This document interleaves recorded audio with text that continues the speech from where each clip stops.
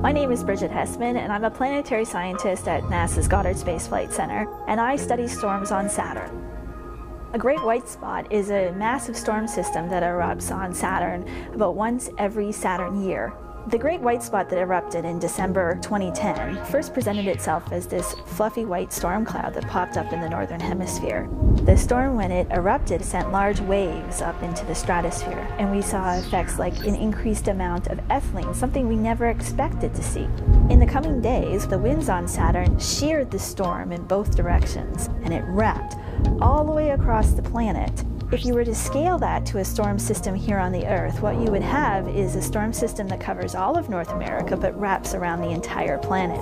There'd be no escaping this storm system, and it would be lasting for a very long time. This great white spot happened to occur 10 years before we expected it, which was very fortunate because we happen to have a spacecraft called Cassini in orbit around Saturn. And that spacecraft has a full suite of instrumentation that allows us to study this over all wavelength ranges.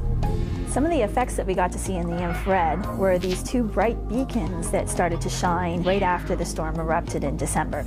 Those beacons at first showed temperature differences of about 20 Kelvin, which is reasonable for a storm. However, as time progressed, we started to see even larger temperature changes. By May 2011, the two beacons had merged into one, and we saw a temperature change of over 80 Kelvin from the quiet conditions before the storm. So that would be like going from the depths of winter in Fairbanks, Alaska, to the height of summer in the Mojave Desert, all in one storm system. Can you imagine what that would feel like sitting on your deck? We'd never before been able to study a storm system of this magnitude in the infrared, so we are very fortunate at this time to have a spacecraft in orbit allowing us to make a historical record of this great white spot.